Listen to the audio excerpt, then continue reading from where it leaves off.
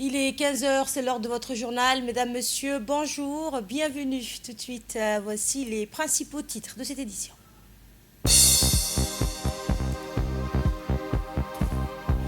Le Premier ministre a reçu le fondateur de Linksways pour échanger sur des projets d'avenir dans les domaines du numérique et de l'énergie. Le ministère de la Santé lance l'intégration des soins au sein de la pyramide sanitaire afin de renforcer l'accès et la qualité des services de santé. L'Angleterre décroche la médaille de bronze après un duel spectaculaire hier soir face à la France.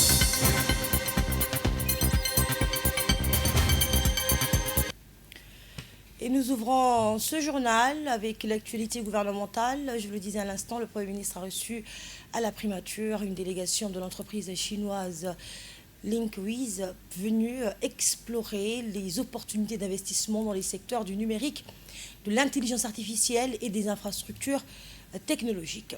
La délégation a été conduite par la ministre déléguée chargée des investissements, Mme Mariam Hamadou. Les échanges ont porté sur les opportunités qu'offre la 4e révolution industrielle, notamment dans les domaines des centres de données et de calcul intelligent de grande capacité. Spécialisée dans les infrastructures d'intelligence artificielle, du big data et des plateformes numériques, l'entreprise chinoise ambitionne d'accompagner la transformation économique des États. Au cours de l'entretien, le Premier ministre a mis en avant les nombreux atouts de Djibouti, notamment sa position géostratégique, la qualité de ses infrastructures de télécommunications internationales, ainsi que son potentiel en énergie renouvelable. Des atouts qui pourraient faire du pays un véritable hub régional des services numériques et de l'intelligence artificielle. La délégation a également effectué des visites de terrain au Grand Bara et dans la région du Goubet afin d'évaluer plusieurs projets, parmi lesquels l'installation d'unités modulaires, le développement de l'agriculture hors sol et la valorisation des ressources énergétiques nationales. À cette occasion, le chef du gouvernement par intérim a invité la société à étudier des investissements structurants, notamment dans le développement d'une énergie durable et compétitive, indispensable à l'alimentation des infrastructures numériques, au dessalement de l'eau et au soutien du développement économique du pays. Place maintenant à cet hommage rendu à la mémoire du défunt ministre de la Défense suite au décès du ministre de la Défense, Hassan Omar Mohamed. Le secrétaire général de la primature, Naguib Abdallah Mohamed Kamil, a adressé ses plus sincères condoléances à la famille du défunt, en particulier à son épouse, à ses enfants ainsi qu'à ses sœurs. M. Naguib Abdallah a également exprimé sa compassion au président de la République, Ismaël Omar Guelleh, profondément attristé par la disparition de son fidèle compagnon et ami, Hassan Omar Mohamed. Il a étendu ses condoléances à l'ensemble des membres du gouvernement ainsi qu'aux forces de défense et de sécurité nationale. Et enfin, le secrétaire général de la primature a rendu un hommage appuyé à la mémoire de feu Hassan Omar Mohamed, saluant la disparition d'un ami personnel, d'un aîné et d'un homme qu'il tenait en très haute estime. Toujours dans le domaine des actions gouvernementales, le secteur de la santé poursuit ses réformes avec une nouvelle démarche visant à améliorer l'organisation des soins et la coordination entre les différents niveaux de prise en charge.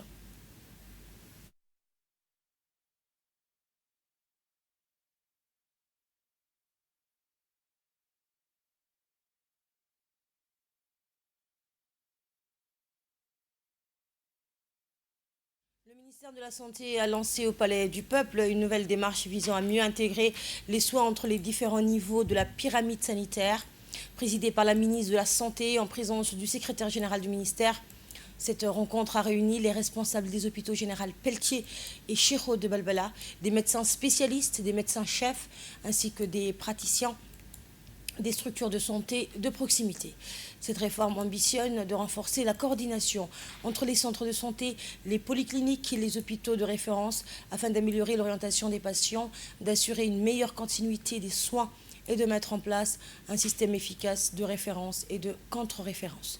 À cette occasion, la ministre de la Santé a présenté les grandes orientations de cette réforme fondée sur une démarche participative associant l'ensemble des professionnels du secteur. Objectif, rapprocher les soins spécialisés des populations, de renforcer les structures de proximité et de permettre aux hôpitaux de référence de se concentrer sur les cas les plus complexes. Les échanges ont également permis aux médecins de partager leurs observations et leurs propositions. Tous ont salué cette initiative, mettant en avant l'importance d'une meilleure coordination entre les différents niveaux de prise en charge. Et à l'issue de la réunion, il a été décidé de mettre en place un comité national de pilotage, des sous-comités techniques et des cellules de coordination territoriale chargées de définir les protocoles communs et d'organiser les parcours de soins sur l'ensemble du territoire. À l'occasion du lancement de cette réforme, la ministre de la Santé a insisté sur la nécessité de bâtir un système de soins mieux coordonné, fondé sur la complémentarité entre les différents niveaux de prise en charge et sur une concertation étroite avec les professionnels de santé. Écoutons un extrait de son intervention. Cette rencontre n'est pas seulement une transmission de consignes, c'est vraiment un échange dans les deux sens. Et je suis convaincue qu'autour d'une même table, les praticiens de tous les niveaux de notre carte sanitaire ne peuvent que changer ou améliorer la qualité de prise en charge en mettant en place des critères, des objectifs et vraiment des cibles et des protocoles où tout le monde est d'accord. Je vois d'abord des initiatives et des bonnes pratiques que je tiens à saluer. Il s'agit donc de l'élaboration des scores de transférabilité pour sécuriser les transferts interhospitaliers et la mise en place de groupes de discussion pour les coordonner, groupes ensuite élargis aux urgences des structures de premier niveau. Ces efforts le prouvent, la volonté d'articuler le niveau existe déjà, elle est la vôtre, mais ce sont encore quelques initiatives centrées sur la gestion des urgences et des transferts. Ce qu'il nous faut désormais, c'est d'avoir un dispositif qui encadre l'ensemble des références de façon systémique et durable. Car le plus souvent, une référence vers un hôpital ne suit aucun circuit établi et la contre-référence y afférente demeure presque absente. Lorsqu'un patient se rend directement à l'hôpital en délaissant la proximité, ce n'est pas de l'indiscipline, c'est un choix rationnel. Il va là où il pense trouver le plateau technique nécessaire, l'examen et le praticien qu'il juge compétent. Et ce choix nous instruit, la contrainte véritable n'est pas la distance, car notre ville est compacte et nos structures sont proches, mais bien la crédibilité de nos niveaux de proximité. Un seul chiffre issu du Plan national de développement sanitaire dit à peine 7 de nos concitoyens sur 100 consultent un médecin généraliste de première ligne au cours d'une année, tandis que 12,5 franchissent les portes des urgences hospitalières. Lorsque le recours aux urgences dépasse aussi le recours à la proximité, c'est le même sens de notre pyramide qui se trouve inversé. C'est pour ça que nous sommes réunis aujourd'hui, pour essayer de trouver des pistes de correction. C'est dans cet esprit que je viens vous soumettre des propositions, j'y insiste, des propositions et non des décisions, une base offerte à la discussion. Le premier principe organise l'ensemble, c'est-à-dire chaque hôpital devient la référence de sa zone qu'il dessert. Par exemple, pour l'hôpital Pelletier, c'est la commune de Boulaous avec la commune de Razdika. Pour l'hôpital Cheikho, c'est la commune de Balbala et les spécialités donc, qui manqueront à Cheikho pourront toujours être orientées vers l'hôpital Pelletier. Mais un principe ne suffit pas, il faut un langage commun. C'est tout le sens d'un guide national de protocole écrit ensemble par les spécialistes et les généralistes. Car au terme de cela, il y a une personne et une seule, c'est le patient. C'est lui que nous relions à ses soins et c'est pour lui que la couverture sanitaire universelle, à laquelle je crois profondément, doit cesser d'être un principe pour devenir un système qui se tient. Voilà ce que je crois et voilà ce que je vous propose, mais rien de tout cela ne vaudra si cette démarche n'est pas la vôtre.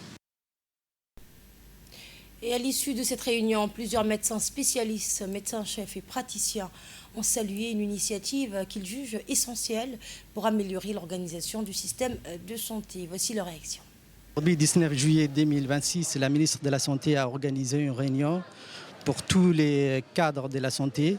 L'objet de cette réunion était de réfléchir sur les systèmes d'organisation, surtout sur l'angle de l'organisation fonctionnelle.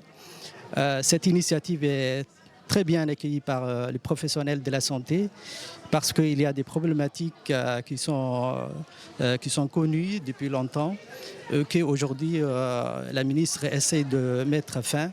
Les problématiques est que, par exemple, les patients déambulent entre les hôpitaux. Par exemple, notre système de santé est organisé en système de santé primaire, secondaire et tertiaire. Donc, les patients, par manque d'information, ils peuvent aller directement au système tertiaire, alors que normalement, la première consultation relève de l'institution comme les systèmes de santé secondaires. Donc, cette problématique sera résolue, Inch'Allah. On a eu aujourd'hui une réunion avec son Excellence Mouna, la ministre de la Santé, une réunion qui a regroupé les différentes structures sanitaires de Djibouti et de Balbala, c'est-à-dire les niveaux primaires, les niveaux secondaires, ainsi que les niveaux tertiaires. Étant donné que normalement les 3 niveaux, c'est-à-dire la pyramide de la santé, est constituée de ces 3 niveaux, et ces 3 niveaux travaillent ensemble en coordination afin de faciliter les circuits des patients. Donc cette réunion portait essentiellement sur comment améliorer ces circuits, comment améliorer et renforcer en fait la prise en charge des malades, comment fournir un travail de qualité à nos patients. Cette réunion a été enrichissante. On a pu mettre en place certaines stratégies qui vont renforcer ces systèmes, en fait, ces circuits des patients, c'est-à-dire qui va passer d'abord par les niveaux primaires, par les niveaux secondaires, et seulement en cas de besoin qui va passer au niveau tertiaire. Les niveaux tertiaires, déjà, ça regroupe toutes les spécialités, et en même temps, ça gère beaucoup des malades. Du coup, les niveaux primaires et secondaires, c'est-à-dire les polycliniques, les centres de santé des quartiers, sont là en fait pour décharger ces niveaux tertiaires, c'est-à-dire pour prendre en charge à leur niveau les malades dont ils ont la capacité de prendre en charge, c'est-à-dire les malades qui n'ont pas des maladies graves. Et restons dans le domaine du développement des compétences au CRIPEN. Des professionnels et experts travaillent actuellement à l'adaptation des formations professionnels aux réalités du marché de l'emploi et aux évolutions technologiques. Le Centre de recherche d'information et de production de l'éducation nationale, le CRIPEN, accueille depuis plusieurs jours une série d'ateliers consacrés à la réforme des baccalauréats professionnels en cuisine et en réparation de véhicules, ainsi que du brevet de technicien supérieur en réparation des poids lourds et engins. Ces travaux réunissent des inspecteurs, des experts internationaux, des professionnels des secteurs publics et privés, ainsi que des spécialistes des métiers concernés.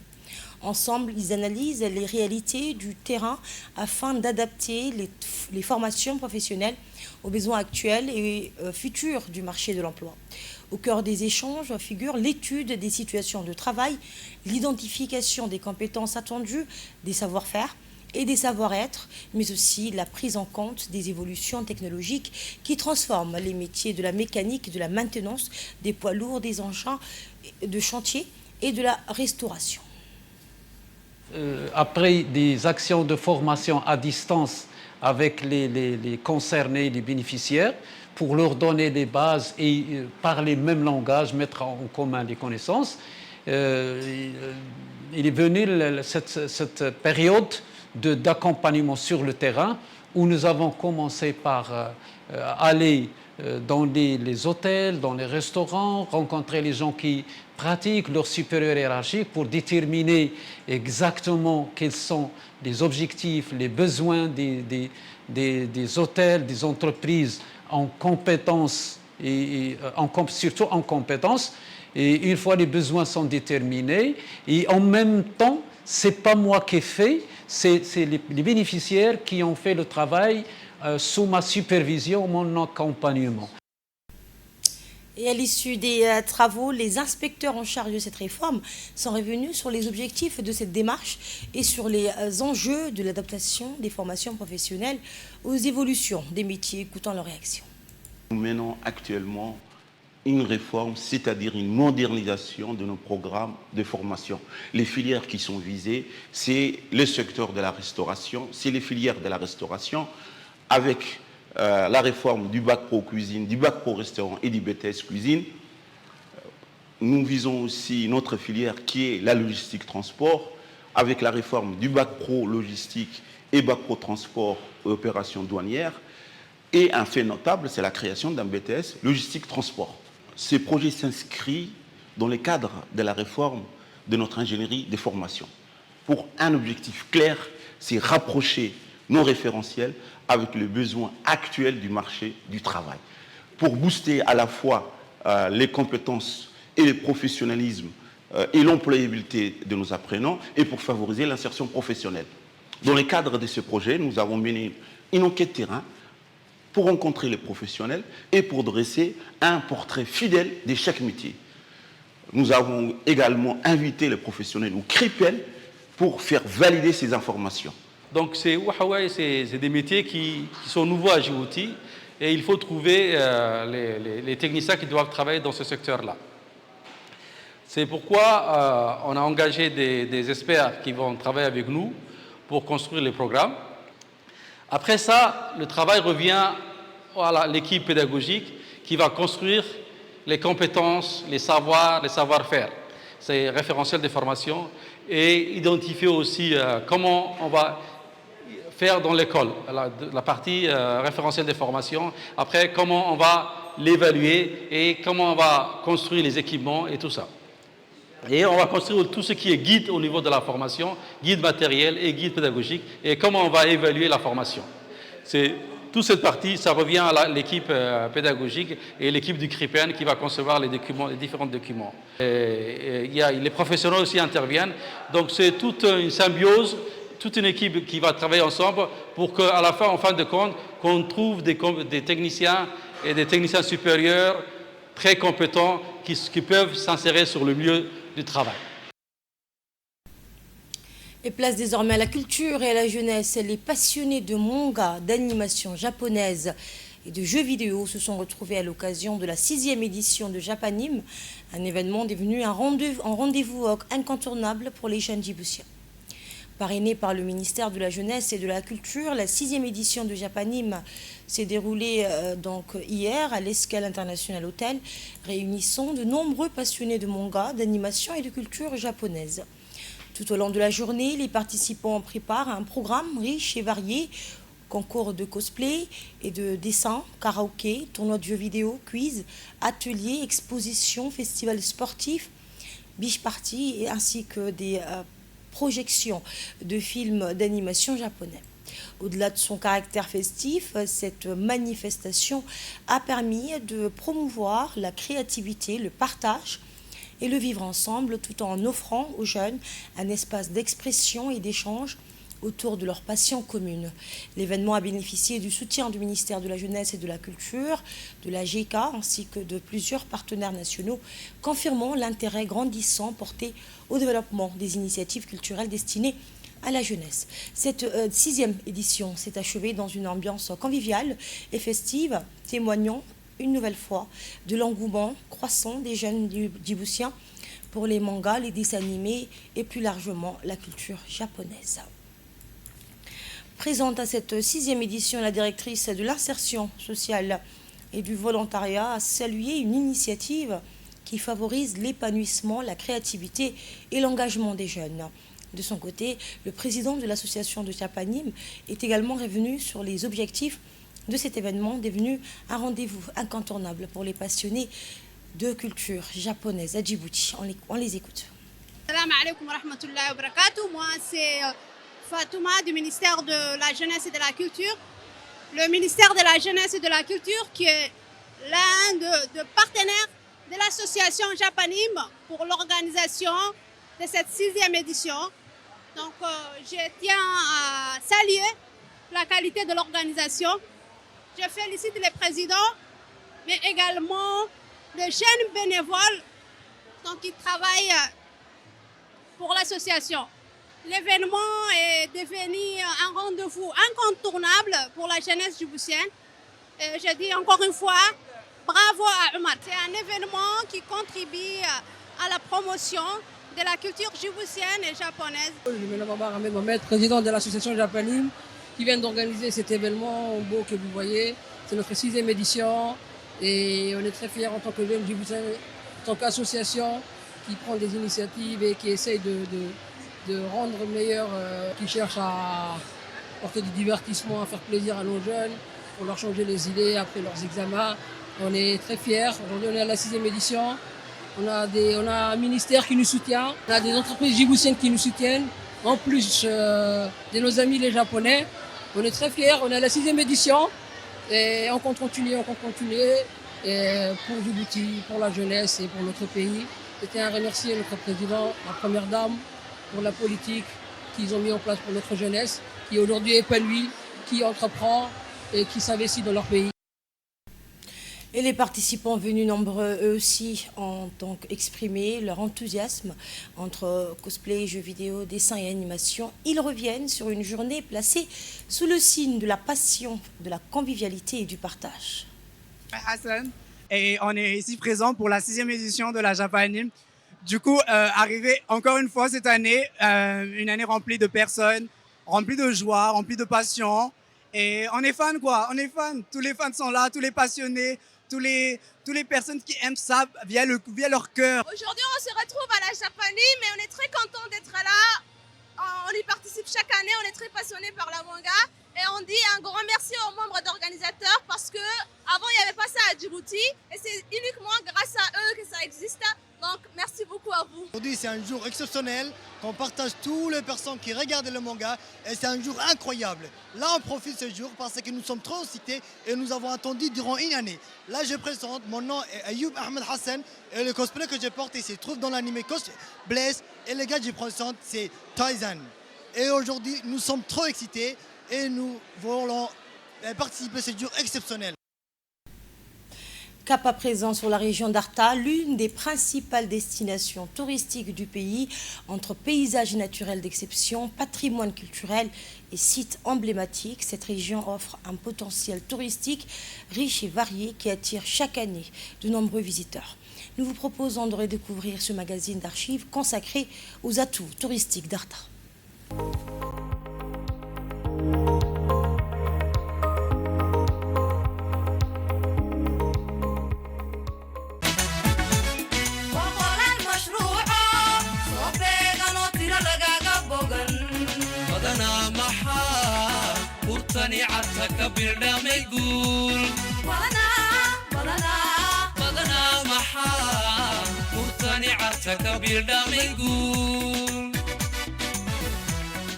Situé à 30 minutes de la capitale et à seulement 800 mètres d'altitude, c'est un autre environnement, un climat différent qu'offre Arta. Arta, réputé entre autres pour ses randonnées pédestres, sa magnifique plage et ses requins-baleines. Mais en cette période des crises sanitaires, où le voyage à l'étranger est impossible et la chaleur étouffante, quelle meilleure évasion qu'est d'allier climat doux et activités des distractions que propose la région.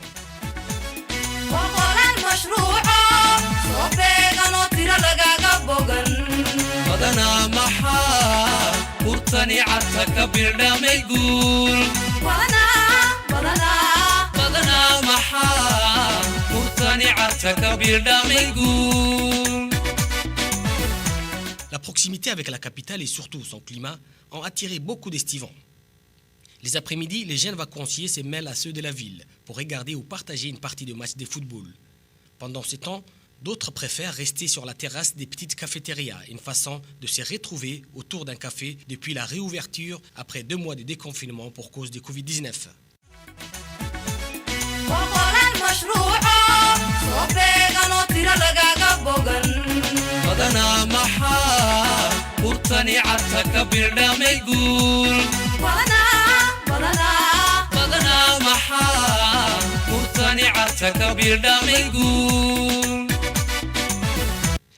Les vacanciers qui viennent pour la majorité de la capitale pour les week-ends ou installés pour la période de la saison chaude ont tous les mêmes sentiments sur les plaisirs d'une escapade estivale à Arta. Cette attraction est certes due à la nature, mais aussi à la culture d'accueil, d'ouverture et d'attachement des Artaouis à leur localité, une population qui a su mettre en valeur chaque rencontre avec les vacanciers. Je viens souvent à Arta, juste que le climat il est frais, ça fait plaisir pour le tourisme. Juste aussi, même si on a fermé toutes les frontières de notre voisin, c'est plaisir de savoir, de voir et d'explorer. Il y a de place. qu'on ne peut jamais imaginer qu'il y avait ça à Djibouti. On est venu pour le week-end, mais la famille habite ici pour les étés. Arta, c'est déjà pas mal, c'est dans notre pays et c'est déjà pas mal. On trouve ça que le tourisme se développe ici à Arta et puis alhamdulillah. Il y a des promenades par-ci, par-là, même dans les montagnes ou dans les routes principales. Et nous voyons même des visages qui n'ont pas été reconnus dans le temps et ça nous fait plaisir de revoir.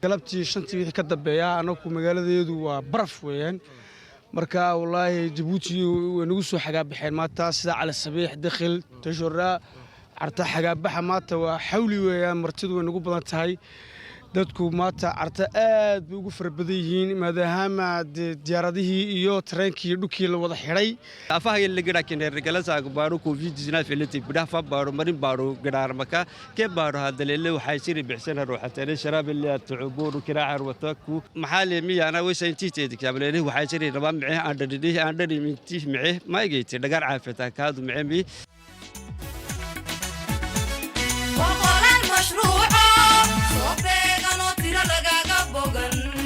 بدنا محا قرطني عرتك بردام يقول بدنا محا قرطني عرتك بردام يقول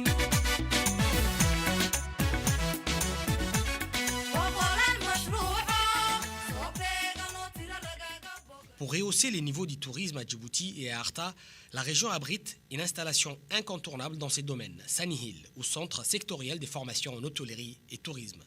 Un centre, en plus de dispenser des formations de haute qualité pour rendre compétitifs ces secteurs d'activité, dispose des installations dignes d'une vraie ville balnéaire. Un passage obligé pour tous les amoureux de la bonne cuisine, de la détente, avec une vue exceptionnelle.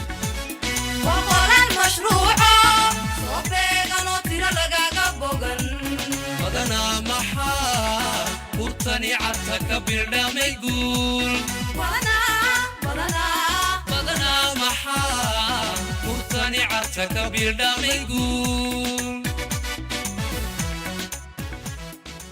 Un pari réussi pour le ministère de l'Éducation nationale et de la formation professionnelle qui a su faire de ces centres un lieu de référence de l'apprentissage des métiers de l'hôtellerie et du tourisme avec des modules concrets qui permettent aux apprenants de travailler dans un environnement professionnel et de devenir le lead dans ces domaines. Avec un paysage exceptionnel, son air frais, surtout la nuit en cette période, sa somptueuse plage, Arta reste incontestablement une destination touristique de premier choix.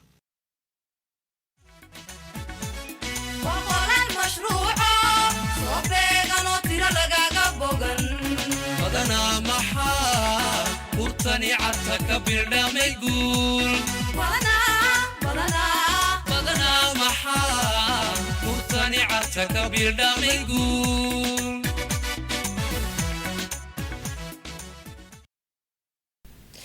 Et nous changeons de registre avec l'actualité sportive à présent. Donc la Coupe du Monde du football 2026, l'Angleterre a décroché la médaille de bronze au terme d'un match spectaculaire face à la France. Eh bien, l'Angleterre a remporté pour la première fois de son histoire la médaille de bronze de la Coupe du Monde en s'imposant au terme d'un match spectaculaire hier soir face à la France, 6 buts à 4. Grâce notamment à un triplé de Bukayo Saka. Cette défaite marque également la fin de l'ère de Didier Deschamps à la tête des Bleus après 14 années ponctuées notamment par le sacre mondial de 2012. Ce soir, la grande finale du football entre l'Argentine et l'Espagne à Djibouti. La passion est à son comble des quartiers de la capitale au café du centre-ville. Les pronostics vont bon train. Messi ou Yamal, eh bien, nos équipes sont allées recueillir les avis des Djiboutiens. Abdelrahim Saïd. Bon, le pronostic varié entre l'Espagne et l'Argentine. Bon, moi personnellement, je ne supporte pas l'Argentine, mais je supporte plus Lamine Yamal, qui est le jeune prodige. Et comme on dit en football, tout peut bien se passer. Il peut y avoir un choc, il peut tout se passer. Du coup, qui sait, peut-être que Lamine Yamal va prendre la tendance et va marquer. Bon, maintenant pour le score, je peux dire 3-2. Voilà, je ne pense pas qu'ils vont aller jusqu'à un penalty, mais connaissant l'équipe espagnole, je pense qu'ils ont un bon jeu, une bonne formation et tout va bien se passer pour eux. Donc je voudrais remercier également la secrétaire d'État chargée au sport, Madame Fatouma Ali, et la ministre de la Jeunesse et de la Culture, Madame Ferdoussa Ege Moussa, de s'être unis pour poser les projecteurs un peu partout au sein de Djibouti-Ville pour que les jeunes, justement, djiboutiens et djiboutiennes puissent bénéficier de regarder les matchs de la Coupe du Monde à travers ces projecteurs. On vous dit merci beaucoup, Horo Oussada, et chers djiboutiens et djiboutiennes, amoureux du football, ne manquez pas. Je me nomme Ahmed Abdourazak Ismail du ministère du Budget. Pour les matchs du final de ce soir entre l'Espagne et l'Argentine, je soutiens l'Espagne et mon pronostic est 2-1 pour l'Espagne. Moi, je me présente, je suis Abdi Ousmane, conseiller technique de la secrétaire des sports. Donc, selon les pronostics, d'abord je voudrais remercier les deux ministres, les deux dames ministres là, pour les projections qu'elles font sur l'ensemble du territoire. Et quant à la pronostic, moi je pense que je dirais que c'est l'Espagne qui va gagner parce que l'Espagne a beaucoup plus d'atouts que l'Argentine aujourd'hui. Et ça, je parle en tant qu'ancien footballeur. Donc il n'y a que des jeunes ici avec les Espagnols, des jeunes de 20 à 25 ans, alors que l'Argentine est une équipe vieillissante. Donc je pense que l'Espagne va gagner au minimum par 2-0. Merci. Au Stade Goulet, devant le Stade Goulet, ainsi que le roi Fahad. J'ai dit à tous les jeunes spectateurs qui soutiennent les deux équipes, bonne chance. Et merci beaucoup à la secrétaire d'État chargée des sports, Excellence Fatouma Ali, qui a mis à la disposition tous ces matériels. Très serré, et que la finale, un partout, et ça sera les pénaltys. Voilà. Merci à vous aussi. Et ça c'est... Je m'appelle Abdou Ali Mohamed, ancien arbitre international, assesseur des arbitres de la CAF et de la FIFA. J'espère que ce soir l'Espagne gagne. C'est ce que je suis. Je supporte l'équipe espagnole. Mais comme vous demandez, le score, ce sera pronostic 3-2. Le score final, ce sera 3-2. Et nous poursuivons avec une actualité tournée vers l'innovation et les nouvelles technologies en Éthiopie. Le musée des sciences sensibilise le public aux enjeux de l'intelligence artificielle à travers des expériences interactives, des démonstrations de robotique et des ateliers pratiques mettant en lumière les applications de ces technologies dans plusieurs secteurs. Cette initiative vise à promouvoir la culture scientifique, stimuler l'intérêt des jeunes pour les sciences et encourager l'innovation en préparant les nouvelles générations aux défis technologiques de demain. Cap à présent sur les enjeux régionaux réunis à Cotonou. Les États africains atlantiques affichent leur ambition de renforcer leur coopération maritime et de faire de l'économie bleue un moteur de développement. Pour la 7e réunion ministérielle du processus des États africains atlantiques, les pays membres ont réaffirmé leur volonté de renforcer la coopération maritime afin de bâtir un espace océanique africain plus intégré, sécurisé et créateur d'opportunités économiques. Les participants ont notamment mis l'accent sur la sécurité maritime, la modernisation des infrastructures portuaires, le développement de l'économie bleue et une gestion durable des ressources maritimes. Et enfin, nous terminons ce journal avec une actualité environnementale en provenance d'Europe.